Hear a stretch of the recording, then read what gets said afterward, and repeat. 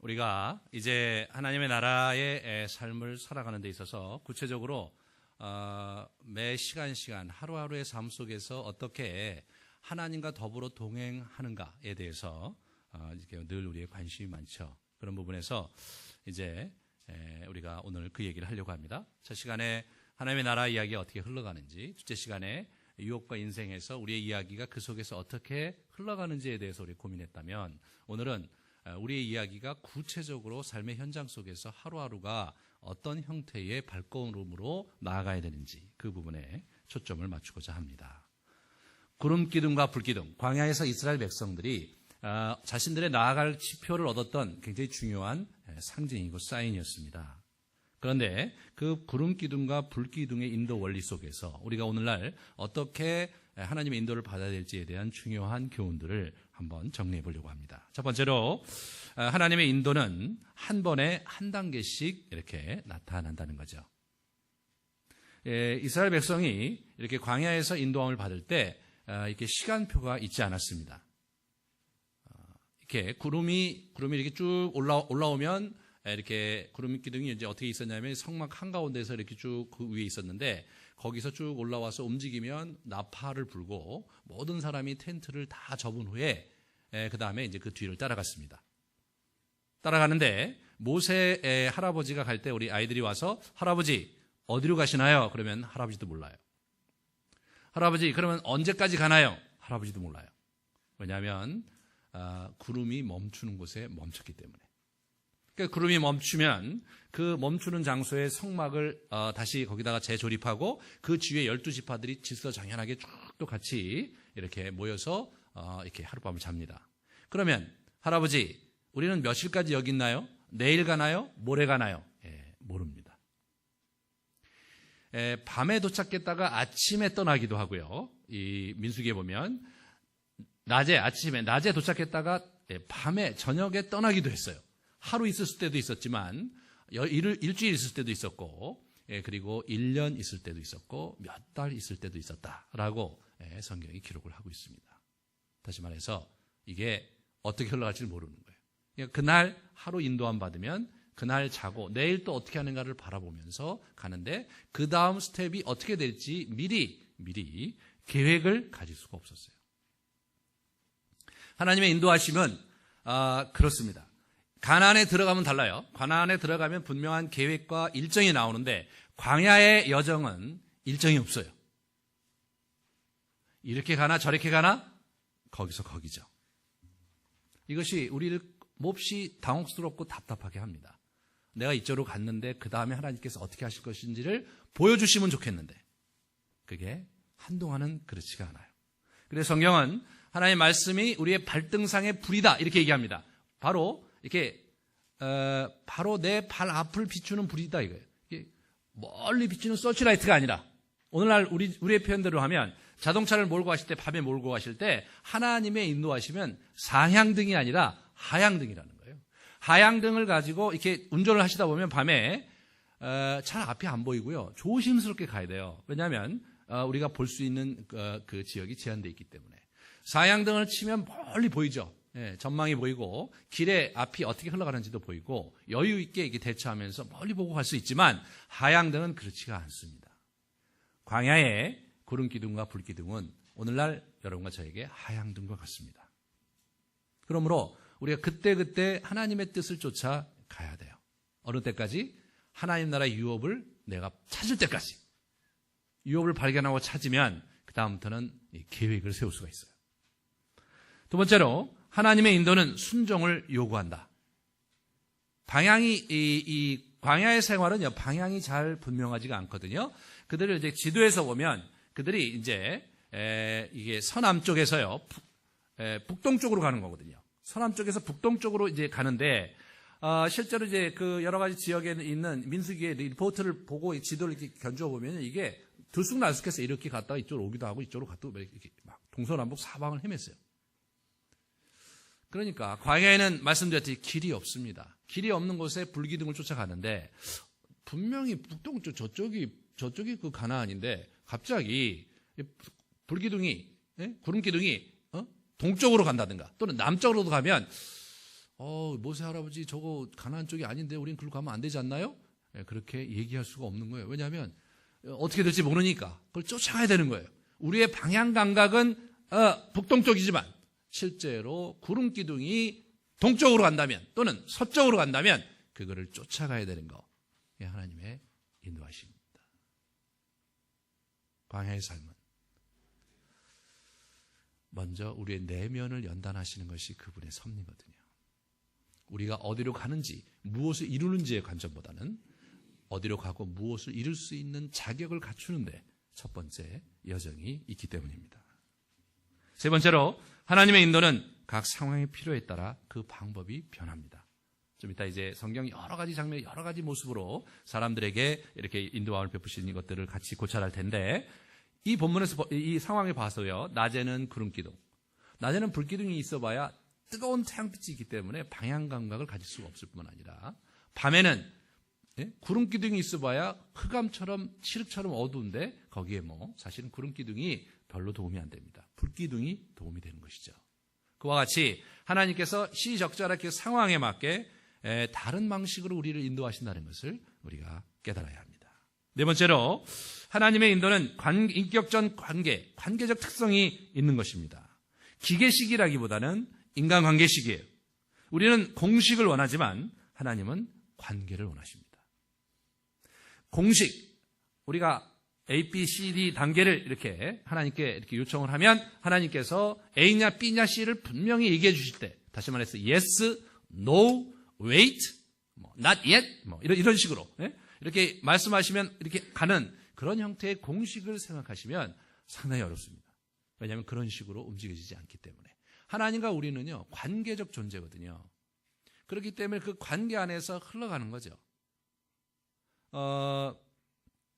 가령 우리가 이런 상황을 생각했다 봅시다. 우리가 길이 있어요. 길이 앞에 놓인 길이 세 갈래 길이 있다고 합시다. 그러면 우리가 세 갈래 길 중에 어디를 택해야 되느냐를 우리 고민을 할 때 이게 관계식이 아니라 기계식이면 어떻게 되냐면 세 갈래 길을 어떻게 선택하느냐에 따라서 내 인생이 확연히 이게 문제가 생길 수가 있어요. 잘못된 길로 낭떠러지로 떨어질 수도 있고 거기에 험악한 강도를 만날 수도 있단 말이죠.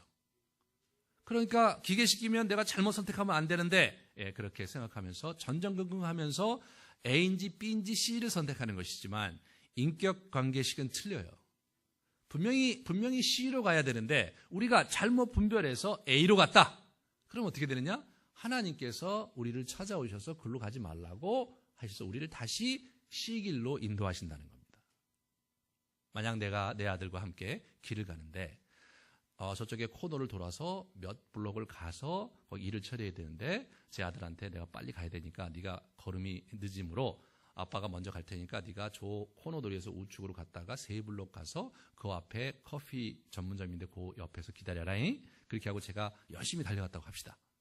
달려가면 뒤 쫓아오겠죠. 그럼 제가 정말 급한 일로 가서 제 빌딩에 들어가기 전에 이 친구가 오나라고 보는데 안 보인단 말이죠. 안 보이면 어떻게 합니까?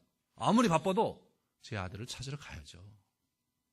다시 돌아와서 이 녀석이 어디 있는가를 보면서 이렇게 찾아서 그 친구를 붙잡아다가 이 녀석아, 아까 아빠가 이쪽으로 가라고 그랬잖니. 그렇게 하면서 그 친구를 데려오는 게 아빠와 아들의 관계이듯이 하나님께서도 그런 우리를 그렇게 인도하시는 거죠. 그래서 우리가 더 중요한 건 뭐냐면 하나님과 우리가 내가 친밀한 관계에 있는가, 내가 그분 안에 있는가가 더 중요합니다. 내가 분별을 못해갖고 말이야.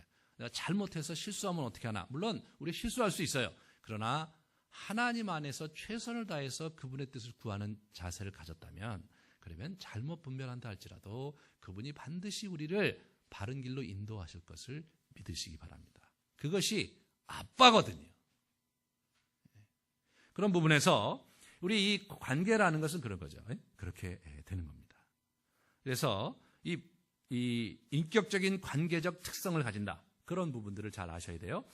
워낙 하나님께서는 사실은 1년 정도 시내산에서 그들을 교육시켜서 바로 가데스 바네아를 거쳐서 가나안에 진입시키는 것이 그분의 첫 번째 플랜 A였는데 가데스 바네아에서 이들이 반역을 해요. 하나님을 믿지를 못해요. 그래서 하나님께 막 대들고 난리를 법석을 핍니다. 그래서 하나님이 이제 진노하셔서 그들을 이렇게 징계하시려고 했는데 우리 모세가 기도하면서 중보해서 죽이지 말아달라고 부탁했을 때 하나님께서 플랜 B를 제시해요. 그게 뭐냐? 40년 동안 너희는 20세 이상 된 사람은 여기서 살다가 광야에서 죽을 것이고 너희 다음 세대가 가나안에 들어갈 것이다. 그래서 거기서 39년을 더 지체를 해요. 이것이 뭐예요? 인격적인 관계에서 나오는 역동이죠. 하나님의 플랜 A는 바로 가나안에 진입하는 것이었지만 그들이 문제가 생기니까 플랜 B로 가신 거예요.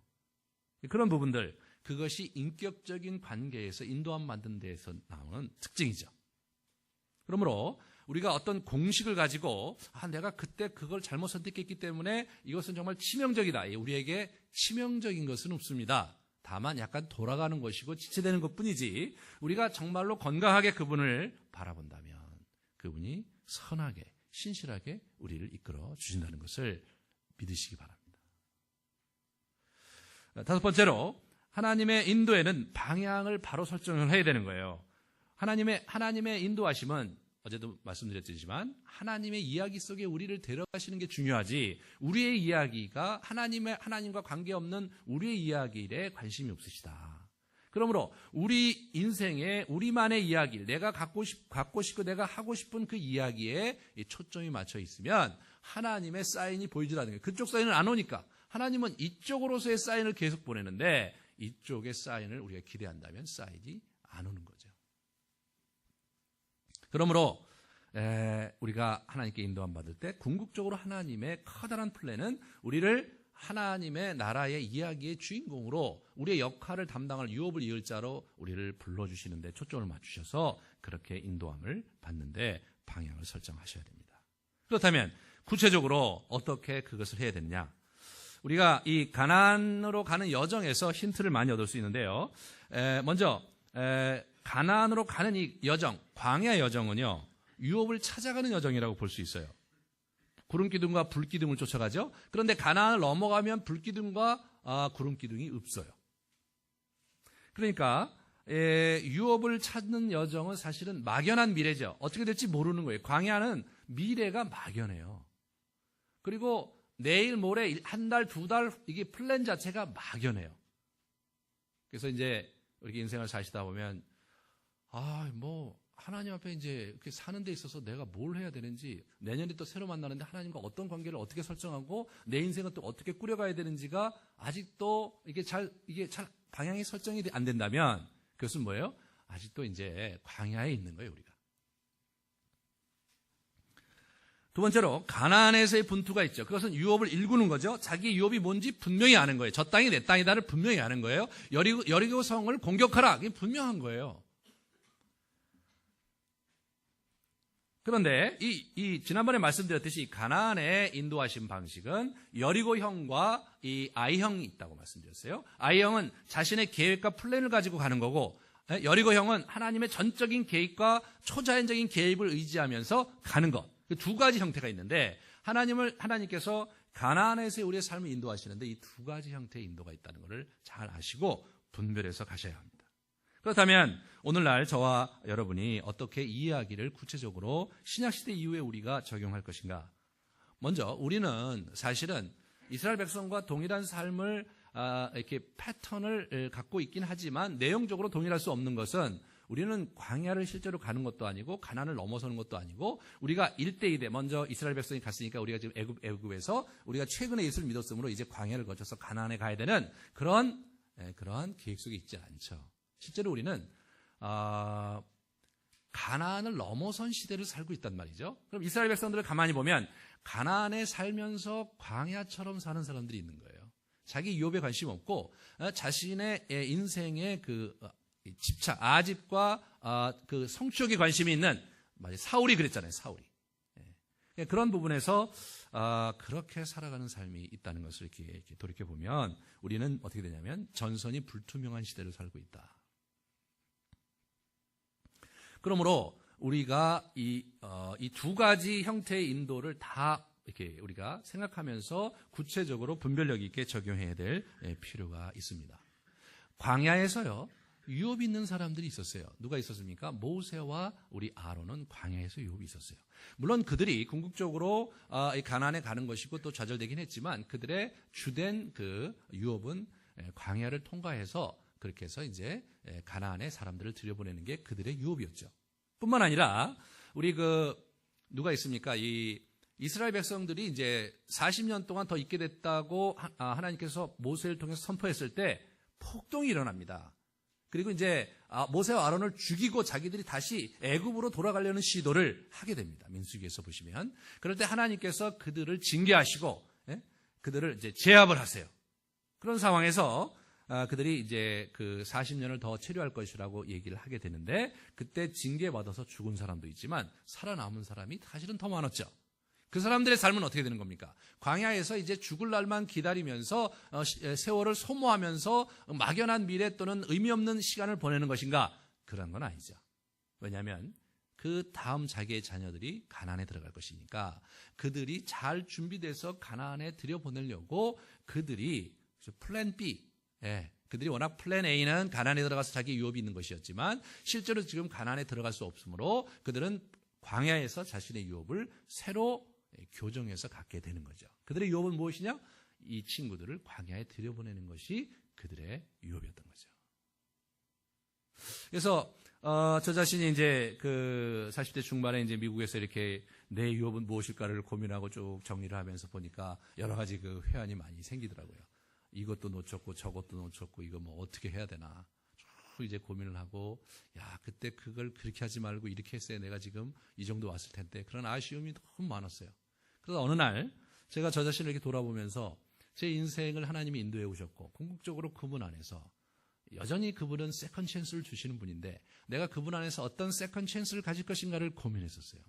그때 제 마음 가운데 떠오르는 중요한 아이디어는 나와 같이 이렇게 인생에 헤매고 여정을 헤매는 사람들을 궁극적으로 잘 도와서 그들이 좀 더 멋진, 좀 더 내어있는 삶을 살게 하는 것, 나의 실패 경험을 잘 축적하고 통합해서 그들에게 잘 지혜롭게 전달함으로 말미암아서 그들이 훨씬 더 바람직하게 빠른 시간 안에 자기의 인생의 궤도에 진입시키는 것, 만약 그것을 한다면 지나온 나의 과거의 삶이 무의미하지만은 않고 큰 의미를 지니겠구나 라고 생각하고 마음을 먹고 한국에 돌아와서 제가 이제 저희 단체에서 일하기도 하고 이 아름드리 교회를 시작을 한 것입니다.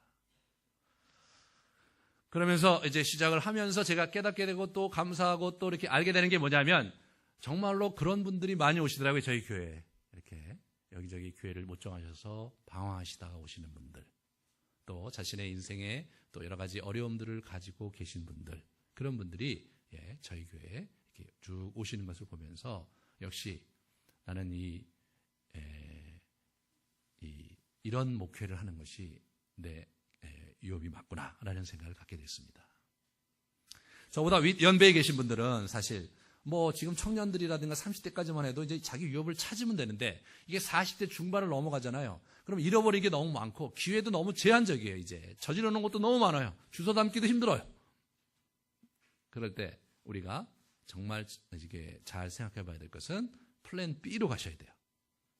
내가 잃어버린 것은 잃어버린 대로 뒤로 이렇게 제끼고 하나님께 이렇게 던지고 우리가 정말로 지금 남은 시간들 속에서 우리가 할 수 있는 것이 무엇인가를 이렇게 제한적으로 이렇게 딱 포커스해서 그 일에 매진하는 것. 그것이 플랜 B입니다.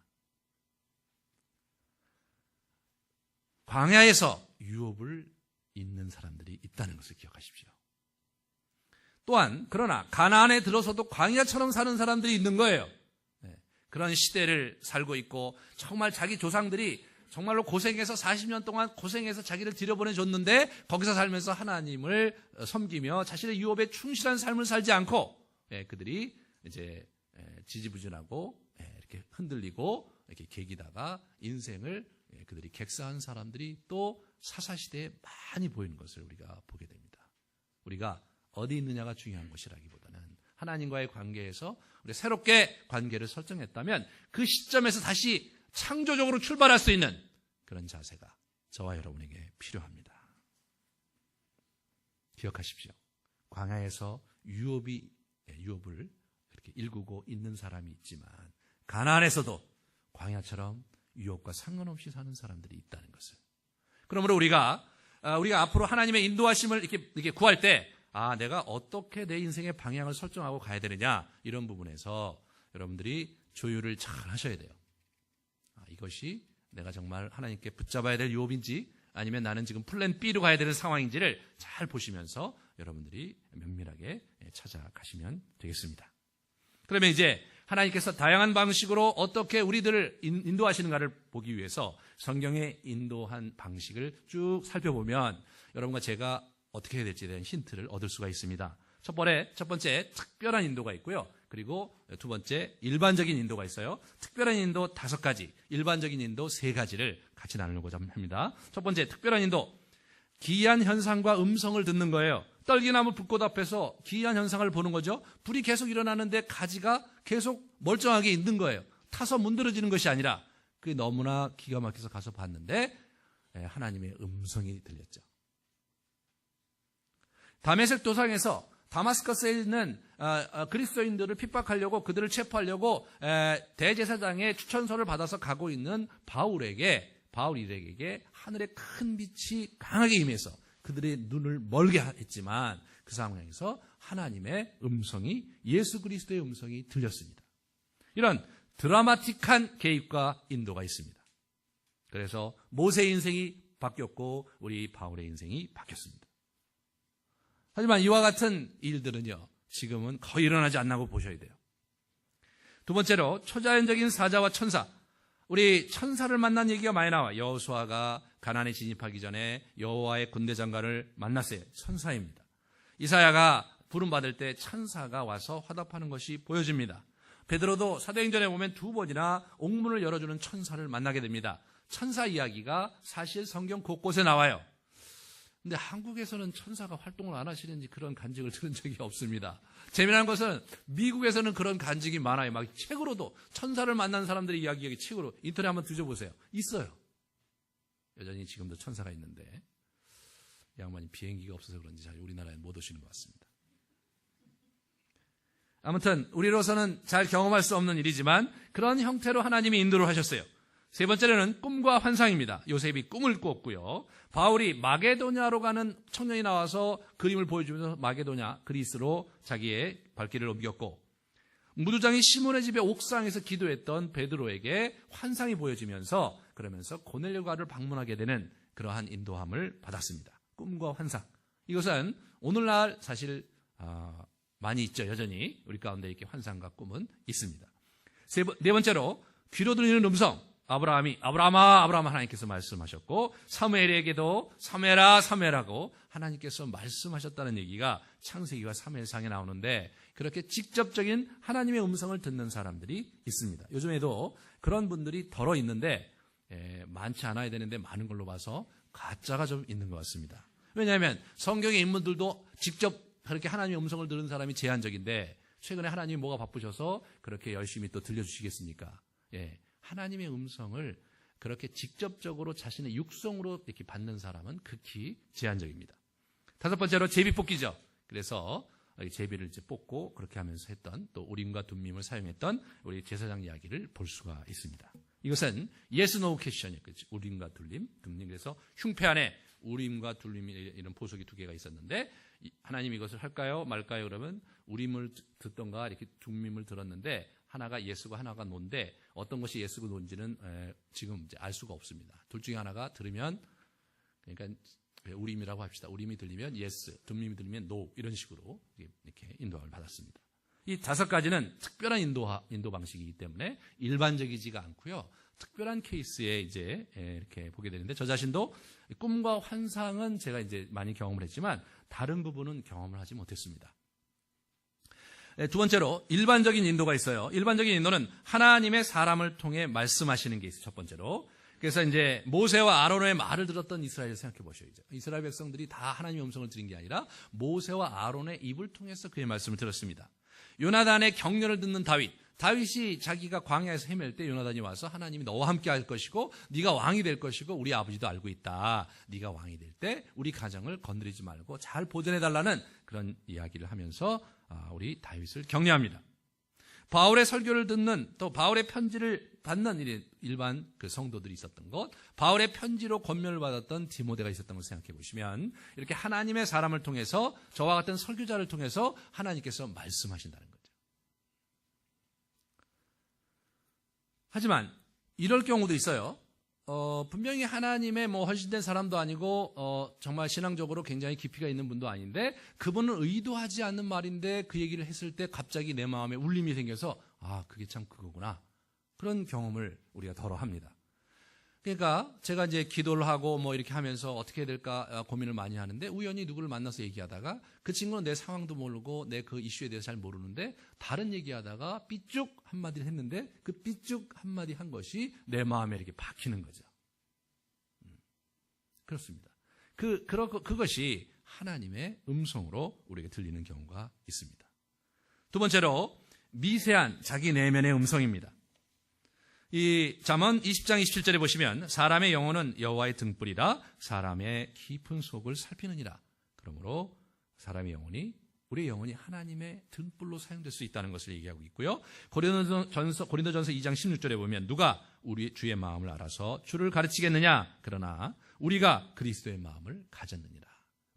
우리 안에 그리스도가 계시고 그리스도의 마음이 있다는 거죠. 그러므로 우리 가운데 이렇게 세미한 음성이 이렇게 들리는데 이 세미한 음성이라는 것이 보이스로 나오는 게 아니라 어떤 감정, 내가 이번 그 수련회 때 뒤에 좀 이렇게 귤이라도 한 박스 사다 줘야 되겠다 이런 원함.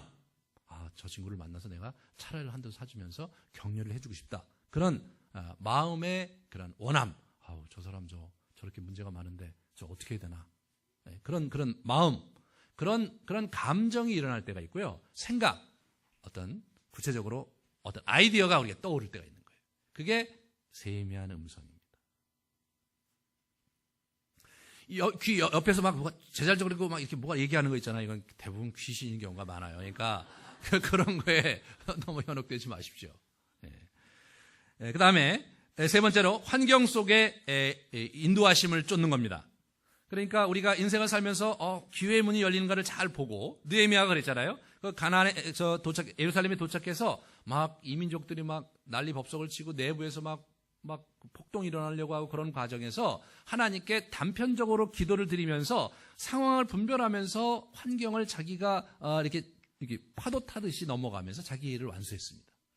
환경의 인도를 받는 그런 게 있죠. 바나바는 안디옥 교회가 막 부흥하니까 예루살렘 교회가 바나바의 사역에 관심이 없어요. 그러니까 우리 다소의 예루살렘 교회에서 쫓겨났던 지도자 그 다소 먼 곳에 이제 우리 바울이 다소 곳이 그 다소에 있었거든요. 그래서 그 바울을 데려다가 그가 이렇게 사역을 합니다.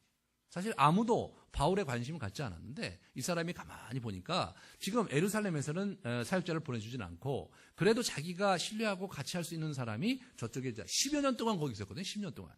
그 생각해내서 데려다가 같이 이렇게 사역을 합니다. 환경 속에서 기회의 문 또 상황을 보면서 이렇게 인도함을 받는 거죠.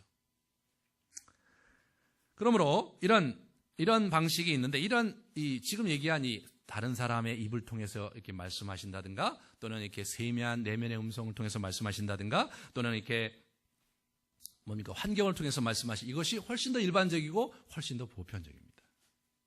주의사항, 이 기드온의 양털 조건을 우리가 잘 봐야 되는데 이걸 하지 마셔야 돼요. 기드온이 미디안과 싸우는데 미디안이 수십만 대군이 왔거든요. 자기들은 군대를 모았는데 3만이 좀 남짓 됐어요. 이게 분명히 하나님께서 그 싸우라고 하시는데 자신이 없었고 두렵고 떨렸습니다. 그날 전날 밤에 하나님께 기도합니다. 하나님, 만약 내가 미디안과 싸워서 이길 수 있다면, 주님께 그걸 원하신다면, 그러면은 여기 양털이 있는데 이 양털에만 이슬이 내리고 주변에는 내리지 않게 해주십시오. 그렇게 기도를 했어요. 근데 보니까 양털에게만 이슬이 내려서 쥐어짜니까 많은 물이 나왔어요. 하지만 이 기드온이 그걸로 믿을 수가 없었어요. 그래서 이 사람이 가만히 생각해 보니까 주변에 이렇게 수증기가 있으니까 양털이 흡수할 수도 있으니까 거꾸로 한 번 더 제안을 합니다. 양털은 뽀송뽀송하게 있고 주변은 이슬로 가득 이렇게 채우게 해달라고. 사사기 6장에 나오는 얘기인데, 그러니까 두 번째 그렇게 또 했습니다. 그랬더니 하나님께서 그렇게 하셔서 이 친구가 확신을 가지고 이제 미디안과 싸워서 이겼다는 이야기. 그것이 사사기 6장에 나오는 이야기인데, 그런데 사람들이 이제 이걸 보면서 하나님께 자꾸 조건을 제시하는 거예요. 하나님 만약에 이렇게 되면 저렇게 해주세요. 이런 얘기죠. 한 책에 나온 이야기는 한 미국에 있는 자매인데, 만약에 내가 지금 사귀는 저 친구와 결혼하기를 하나님이 원하신다면, 그 하나님의 사인이라면 그 친구가 장미꽃 한 다발을 가지고 와서 나에게 프로포즈를 하면 하나님께서 나에게 주시는 사람이라는 걸 믿겠습니다. 그런데 어느 날 그 친구가 장미꽃 한 다발을 가지고 와서 프로포즈를 했어요. 그래서 하나님의 뜻이라고 믿고 갔다. 이런 게 아니라 이거예요. 왜냐하면 우선 이 기도는 하나님의 뜻이 뭔지 분명히 알았어요. 하나님의 뜻은 뭐예요? 미디안을 치는 거였어요. 몰라서 그런 게 아니라 겁이 많아서 확신이 없어서 그걸 구한 거거든요. 하나님의 뜻이 뭔지 모르는데 그걸 적용하면 곤란하죠. 그렇잖아요? 그리고 만약 적용한다면 초자연적인 거를 해요. 초자연적인 거를. 그거 관련된 게 아니라 초자연적인 것을 가지고 이렇게 하나님의 뜻을 분별해야지. 그 자매는 뭐냐면, 우리는 그렇지 않지만 그 당시 미국 젊은이들은 대부분 프로포즈 할 때 이 장미꽃다발을 선사하면서 프로포즈 했다는 거예요. 그러니까 가장 그 친구가 나한테 프로포즈 할 가능성이 많은 그런 조건을 내세워서 하나님의 뜻을 묘하게 굴절시켜서 결혼을 한 거란 말이죠. 그 본문과는 전혀 상관이 없습니다. 하나님의 인도를 강요하고 하나님의 응답을 강요하는 것은 바람직하지 않습니다. 우리가 하나님, 내가 열린 마음으로 하나님 이러한 일들을 내가 계획하고 있는데 하나님께서 이러이러한 가령에 들어서 나에게 재정적인 후원자가 나타나고 그리고 일을 함께하고 할 수 있는 사람이 나타나면 내가 그 일을 하겠습니다. 그럼 어떻게 돼요? 그것이 6개월이면 6개월, 1년이면 기다리면서 그 때를 기다리다가 아니면은 이제 자연스럽게 그만둘 수 있죠.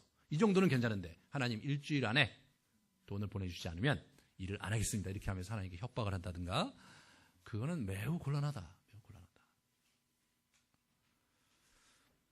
순종이란 두 번째로 모든 것을 알고 따르는 것이 아니다 이거죠. 노아는 홍수에 대해서 뭐 알았습니까? 그냥 산꼭대기에다 지으라고 그랬으니까 지은 것뿐이에요. 아브라함이 무슨 갈 바를 알지 못하고 간 거죠. 가나안으로 가라고 했지만 가나안은 외진 곳이었고요. 먼 곳이었어요. 가보지 않은 곳이었어요. 여러분에게 만주에 있는 하얼빈으로 가라. 그러면 대부분 분들이 하얼빈 얘기는 들었지만 지금 얼음 축제하고 굉장히 재밌겠지만 아무 생각이 없을 거예요. 어떻게 가야 되는지. 이제부터 막 여러 가지 정보를 수집하고 그래야 되는데 요즘은 인터넷이 발달해서 그렇고 거의 갔다 온 사람도 많고 그렇지만, 만약에 한 30년 전에 아직까지 그 수교가 되지 않은 상황에서 가라 그러면 아주 암담했을 겁니다. 지도책을 뚜렷이 쳐다본다고 길이 보이고 말이에요. 비행기가 날아오고 막 편지가 오고 그럴 리가 만무하거든요. 진짜 갈 바를 알지 못하는 거죠. 방향은 맞는데 어떻게 가야 될지 모르고 갔다. 그래서 갈 바를 알지 못하고 간 거거든요. 우리가 하나님의 인도하심이라는 것이 구체적으로 뭐가 돼서 되는 게 아니고 진행상을 보면서 쫓아가는 것입니다. 기도의 응답은요, 네 가지가 있을 수 있죠. 그래, 그렇게 해라. 아니다, 안 된다. 지금은 아니니 기다려라. 그냥 기다려라. 이런. 근데 우리가 이제 보통 응답을 받았다 그러면 예스가 응답이고 다른 건 응답이 아니라고 생각할 수 있는데, 그렇지가 않고 다른 것도 응답이죠. 그분이 반응하시는 거잖아요. 그러니까 우리의 의견도 중요하지만 그분의 의견도 중요하죠. 우리가 동행한단 말이에요. 하나님이 동행한다는 것이 하나님이 일방적으로 우리를 끌고 가신 것도 아니고 우리가 일방적으로 내 길을 가는 게 아니란 말이에요. 우리가 자칫 잘못 생각하는 것이면 하나님이 우리를 일방적으로 끌고 가는데 우리가 일방적으로 뒤따라야 되는 것처럼 이렇게 생각할 수 있어요. 그거는요, 광야 때가 그런 거예요. 훈련병 때는요, 훈련 조교가 시키는 대로 해야 돼요. 왜? 그래야 전쟁에 나가서 훈련 때 흘린 땀 한 방울이 전쟁에서 흘리는 땀 한 바가지다, 피 한 바가지다, 그런 얘기가 있어요. 우리 매일 그런 얘기 듣고 제가 훈련 받았는데, 그러니까 훈련 조교의 얘기를 충실히 따라야죠. 독재자의 독재자. 왜? 실제로 실전에 가면 그 훈련이 그 사람에게 유익이 줄 거기 때문에 그렇게 하는 것입니다. 하지만 광야는요, 함께 가는 거거든요. 하나님은 가나안 땅을 그들에게 다 주려고 했는데 그들이 순종하지 않으니까 지체돼서 400년이나 걸렸거든요. 그거 다 차지하는데. 그러므로 인격적인 관계에서의 이 인도하심에 대해 생각을 해보셔야 돼요. 하나님의 뜻도 있고 내 뜻도 있는 거죠. 어떤 때는 하나님의 뜻을 쫓아야 될 때가 있고, 어떤 때는 하나님 이렇게 좀 해주십시오. 내가 하나님의 말씀의 원리와 이런 것이 다 이렇게 쭉 건강하다면 하나님 이걸 들어주십시오 얘기할 수 있죠. 죄 듣는 일이 아니고 하나님 이번에 도둑질을 해야 되는데 내가 이번에 1,000만 원이 필요한데 저 보석상을 털어야 되는데 1,000만 원짜리가 반드시 이런 기도는 안 된다. 이런 거는 안 돼. 내가 정당하게 수고해서 벌 수 있는 상황에서 하나님 내가 이 정도의 돈이 필요한데 이 일을 통해서 그 일을 이루게 해주세요라고 기도하는 게 맞지. 그러니까 이렇게 말씀의 원리에 부적합한 형태의 요청은 불가능하다. 그런 부분들을 우리가 잘 생각하셔야 됩니다. 그러면 중요한 것은 실제적인 이제 지침이죠. 중요한 문제일 때가 중요한데요. 왜냐하면 보통 때는 이제 우리가 어느 정도 이렇게 잘 몰라도 가다 보면 또 세기를 주시고 뭐 이렇게 하시는데 이 중요한 의사결정을 해야 될 때가 있잖아요. 첫 번째, 환경을 보는 거예요. 기회의 문이 열리냐 안 열리냐, 닫히냐 안 닫히냐. 그러면 이제 기회의 문이 열리는 것이 하나님의 사인일 수도 있죠. 그렇지만 일단 안 열리면 하나님의 노일 수도 있지만 어떤 거는 극복해야 될지도 모르는데 일단 환경을 잘 보셔야 돼요. 두 번째로 역량과 기량을 봐야죠. 내가 그 일을 할 수 있는 역량과 기량이 나한테 준비되어 있느냐, 내 경험이 또는 내 재능이 거기에 적합하냐, 그걸 보셔야죠. 그 다음에 세 번째는 열정, 그 일을 내가 열정적으로 할 수 있느냐, 그런 부분들을 잘 보셔야 되고, 네 번째는 그 분야의 선배 또는 이렇게 경험 많은 사람들의 조언이 필요해요. 조언. 그럼 이 네 가지를 가지고 자기가 이렇게 쭉 이렇게 기도하면서 그거를 결정을 하는 거죠. 그것이 중요한데 이때 작정 기도가 좋습니다. 작정 기도. 그래서 일정 기간을 이렇게 시간을 정해서 작정을 해서 하는 건데요. 서양에서 나온 책은 21일 작정에 대해서 얘기 많이 해요. 21일. 아마 그 심리적으로 그렇고 또 다니엘도 3주 기도하고 그랬기 때문에 그랬던 것 같은데요. 저희 나라는 40일 작정을 많이 해요. 40일 작정을. 그래서 이제 그렇게 작정을 하면서 기도하시는데 그럴 때는 금식을 중간에 꼭 두세요. 왜냐하면 이 하나님의 뜻을 분별하는 데 있어서 이 금식할 때만큼 아주 영이 맑아질 때가 없거든요. 그렇게 하시는데 그것이 21일도 좋고 40일도 좋은데 자기 정하시면 돼요. 일주일 안 되면 일주일, 안 되면 열흘 이런 식으로 정하셔서 하시면 아주 유익합니다. 근데 여기서 우리가 한 가지 제가 이제 구체적인 그 가이드라인을 하나 드리려고 하는데 달라스 윌라드라는 사람이 있어요. 그분이 쓴 책에 이 하나님의 음성이라는 책이 있는데요. 여러분이 한번 올겨울에 한번 안 읽어보셨으면 좋겠어요. 이분이 이제 유명한 미국에 있는 영성 신학자인데 지금 현재 이제 캘리포니아 대학에 이제 캘리포니아 주립대학의 교수로 있어요. 철학과 교수인데 기독교 철학과 교수에서 미국 사회에서 굉장히 영향력이 있습니다. 그러니까 이분이 막 강의를 하는데 수백 명 있으면 강의 끝나면 다 기립박수를 칠 정도로 이분이 아주 유명하면서도 깊이 있는 그런 신학자이면서 철학자인데 이분이 이제 이게 하나님의 음성에 대한 그 주제들을 쭉 정리한 후에 그러면서 맨 마지막 부분쯤에 그럼 자기는 어떻게 인도함을 받느냐는 자기의 비법을 이렇게 소개해 주는데 참 재밌어요. 이분은요, 말씀해 달라고 간구한 다음에 자기가 이런 일을 하게 되면 어떻게 됩니까? 라고 간구한 다음에 한두 시간 정도 어떻게 일상적인 어떤 활동을 한다는 거예요. 너무 이렇게 무게 있거나 깊이 고민하지 않을 때는 잔디깎기를 한다든가 근처에 쇼핑몰에 심부름을 간다든가 청구서를 납부한다든가 집안일, 소소한 일을 한다든가 그러면서 한두 시간을 보낸다는 거예요. 대개 이 사람의 얘기에 의하면 한두 시간 후면 자신의 의식 속에 특유의 무게와 정신과 내용을 지닌 개념이나 생각이 떠오른다. 그리고 그걸 메모를 하고 그거를 자기가 이렇게 정리하는데 이것이 바로 세미한 음성이죠. 시원치 않잖아요? 그걸 했는데 시원치 않다. 그럼 며칠 후에 다시 한번 해본다는 거예요. 그럴 때 하나님의 음성을 들었다 이런 표현은 안 쓴다는 거예요. 그 조심하셔야 되는 거예요. 그런 표현은 하나님께서 그런 마음을 주셨다. 이것이 좀 더 바른 표현이고요. 이게 하나님의 음성을 들었다. 이런 표현을 이제 처음에 은혜를 받고 그러면 그런 표현을 많이 써요. 그런데 실제로 이렇게 지내다 보면 음성을 들었는데 아닌 게 이제 덜어 밝혀지고 나중에는 완전히 틀린 게 밝혀지고 나면 굉장히 이제 자기 안에서 의욕이 많이 생겨요. 이게 하나님의 음성을 들었다고 하는데 너무 주관적으로 들었구나. 이제 그것이 많아지면 이제 그런 얘기를 안 하게 되죠. 그래서 실제로 이제 주변에 보면 어떤 분들은 하나님의 음성을 많이 들었다고 얘기를 하는데 어떤 분은 나는 들리지도 않는데 저 양반은 어떻게 들었나 그러는데 그게 사실은 하나님의 은혜가 충만해서 자기가 하나님께서 뭔가 자기에게 영감을 주시고 말씀을 주셨다 그런 의미로 받아들이시면 되지 무슨 하나님께서 음성을 인간의 언어로 딱 들려주셨다는데 그렇게 생각하지는 않으셔야 될 것 같습니다. 그러면서 이제 그렇게 자기가 얘기를 한다는 거예요. 그리고 또 힘들면 다른 사람과 그 문제에 대해서 논의하기도 한다는 거예요. 그러면서 그 문제를 이렇게 찾아가는데 더러는 아무 것도 떠오르지 않을 때가 있다는 거예요. 그렇지 않겠습니까? 예, 저도 이 책을 제가 10여 년 전에 읽고 한번 해봤는데 아무것도 떠오르지 않더라고요. 본인도 아무것도 떠오르지 않을 때가 있다. 그럴 때는 그냥 그 일을 놔두면서 하나님께서 언제 말씀하실까에 대한 기대를 가지고 이렇게 며칠을 보내본다는 거예요. 이분 경험은 대개의 경우 하루나 이틀 안에 하나님께서 어떤 감동을 주셔서 자기가 결정을 했다. 이분이요, 굉장히 유명한 영성가입니다. 책도 많이 쓰셨고요. 강연도 많이 하시고 굉장히 많은 프로그램 또 학교에서의 또 연구 세미나를 인도하시는 분인데 그 모든 것을 이런 식으로 결정하셨다는 거예요. 저는 처음에 이 책을 읽고 참 많은 격려와 위안을 받았어요. 나에게 그런 것이 정말 자연스러운 것이고, 그리고 그렇게 일반적으로 그렇게 세미한 음성을 가지고 하나님의 인도를 받는 것이 더 일반적이고 바람직한 것이구나를 깨닫게 된 거죠. 하지만 좀 전에 제가 말씀드렸듯이 처음에는 이게 잘 안 돼요. 이분이 이런 얘기를 해요. 그러니까 내공이 필요한데 항상 하나님께 나아가 구체적 지침을 구하기보다는 언제라도 들을 수 있는 조용한 내면의 공간을 가꾸는 것이 훨씬 중요하다. 이분이 그렇게 얘기하는 거예요. 이분은 이미 이 책을 쓰기 전에 20여 년을 자기의 영성훈련, 책도 많이 쓰셨거든요. 그런 부분에서 깊이 이렇게 공부하시고 연구하셔서 미국의 이런 영성훈련 운동의 선구자입니다, 이분이. 예, 그런 내공이 있으니까 이제 그게 자연스럽게 이루어지는데 처음에 시작하시는 분들은 이것도 쉽지는 않으실 거예요.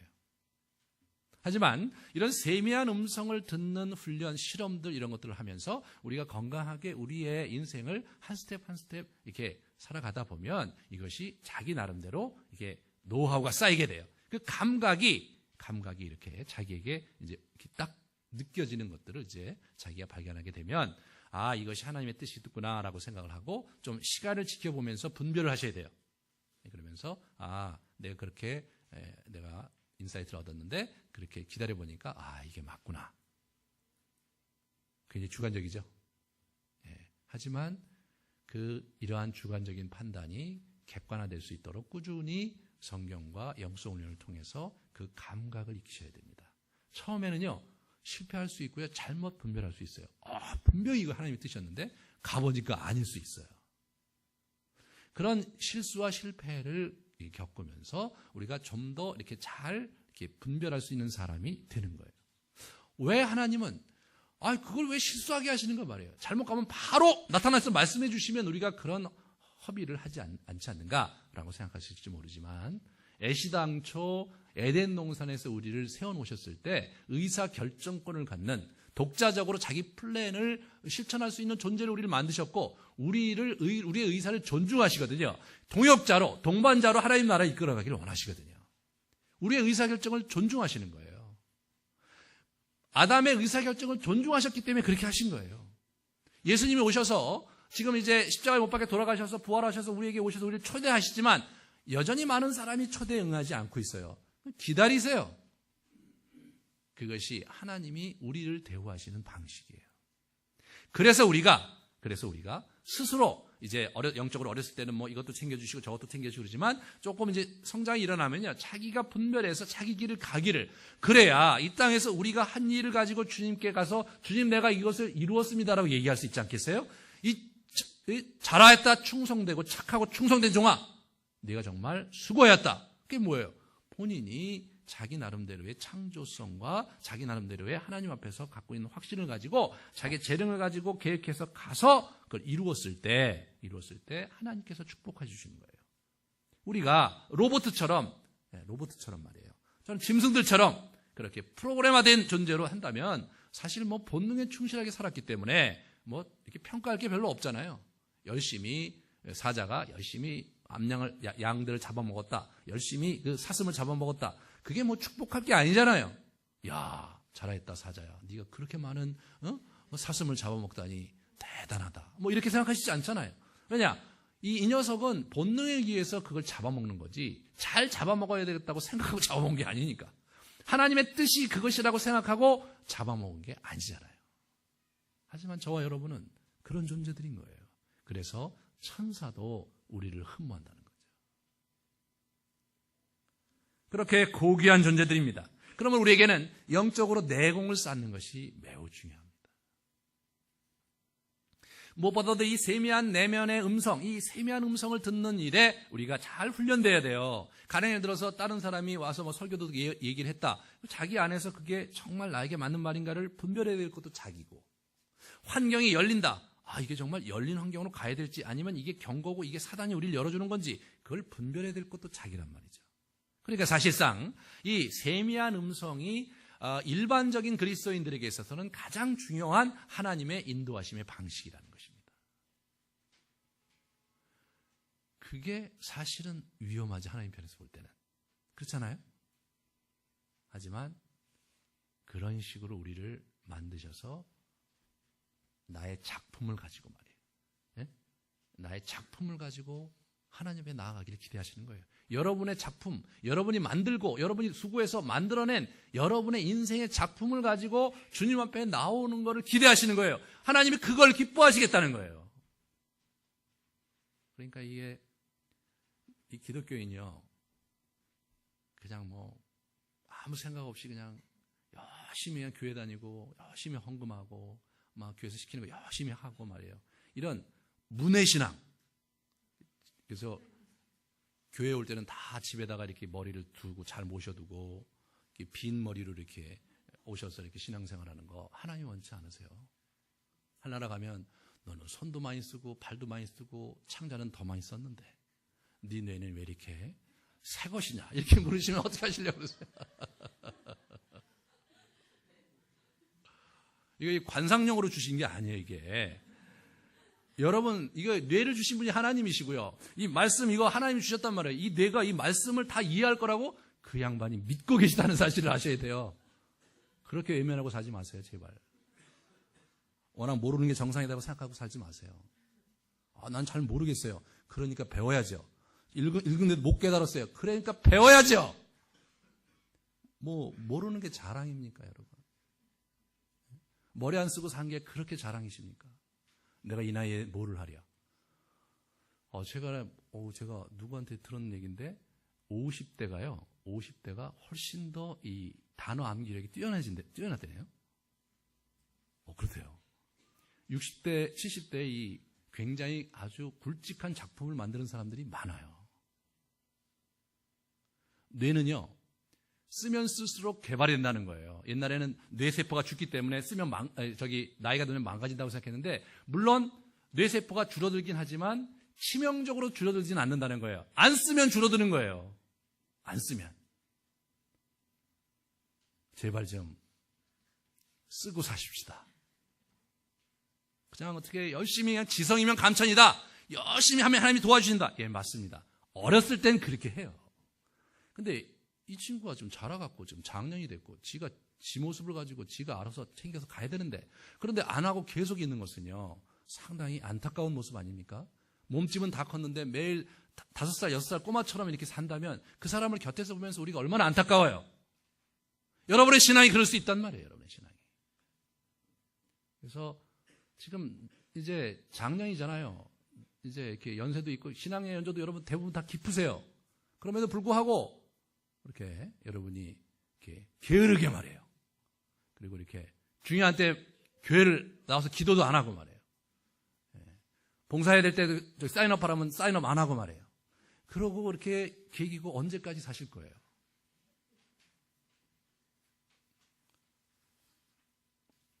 자, 우리가 제발 좀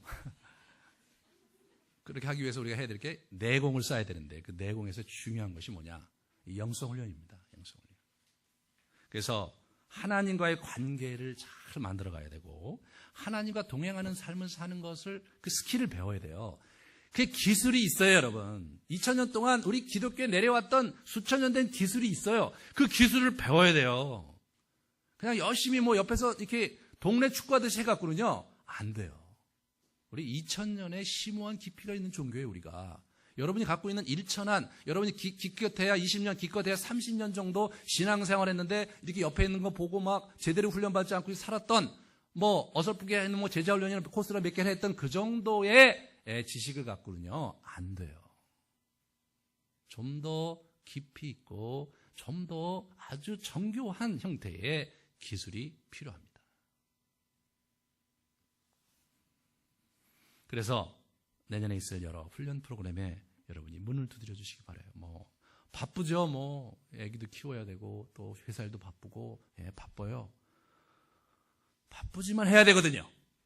우리 인생이 그 바쁜 일에 달려있는 것이 아니라 하나님을 어떻게 섬기고 사귀는 데에 달려있기 때문에 광야의 여정은 만나를 먹으면서 하나님의 말씀을 먹는 법을 배우는 것이 광야의 여정인데 그걸 안 배우고 계속해서 무엇을 입을까, 무엇을 먹을까, 무엇을 마실까에 연연해 하는 것, 그것은 상당히 어리석은 일이고 미련한 일입니다. 두 번째로 참 자아로의 내면 여정을 가야 돼요. 진정 내가 누구냐 이게. 내 스토리를 발견하셔야죠. 하나님 나라 안에서 나의 이야기가 무엇인지, 그분이 내 인생의 곳곳에 나를 어떻게 만들기 위해서 나를 이끌어 오셨는지에 대한 하나님이 우리 인생에 알알이 박아놓은 그분의 이야기를 읽어내셔야 돼요. 과거를 돌아보면요, 아픈 추억이 많아요. 눈물 날 일도 많고요. 회복될 일도 많고. 그래서 일반적으로 과거를 돌아보면 잘 안 하시려는 분들이 있어요. 왜냐하면 너무 슬픔이 많고 막 기억하고 싶지 않은 것들이 너무나 많기 때문에. 그래서 훈련을 시켜보면 기억이 안 난다는 거예요. 기억이 안 나는 게 굉장히 중요한 거예요. 왜냐하면 기억을 안 하려는 의지가 작동해서 그 부분을 블랭크로 남겨놨기 때문에 그렇거든요. 거기 뭔가 있는 거예요. 그러면 그 상처와 아픔들을 보려고 과거를 보느냐? No, 그렇지 않습니다. 상처와 아픔과 험난한 세월 곳곳에 주님이 우리를 붙잡으시고 주님이 우리를 만들어 오셨던 그 조그만 점과 선과 그분의 흔적이 거기에 알알이 박혀 있는 것을 볼 때, 하나님께서 내 인생을 이렇게 만들어 오셨기 때문에 나는 이런 이야기를 써야 되는 사람인가를 깨닫게 되는 거예요. 그렇게 하려고 과거를 돌아보는 겁니다. 고작 해야 과거의 아픔을 치유하고 고작 해야 과거의 어려움에 위안을 얻고자 과거를 돌아보는 거 아닙니다, 여러분. 미래를 위해서 과거를 돌아보는 것입니다. 우리 이제 서부 영성여행도 가고 그러는데 그 모든 프로그램들이 그 부분에 제가 많은 강조점을 두고 있어요. 왜? 그거를 발견하기까지 우리는 광야를 떠날 수가 없거든요. 우리 안에 그분이 써오신 하나님 나라 이야기를 우리가 알알이 그분이 박아놓으신 이야기를 붙잡기 전까지는 우리가 광야를 떠날 수가 없거든요. 세월이 중요한 게 아니라 내가 가야 될 길을 가는 게 더 중요하거든요.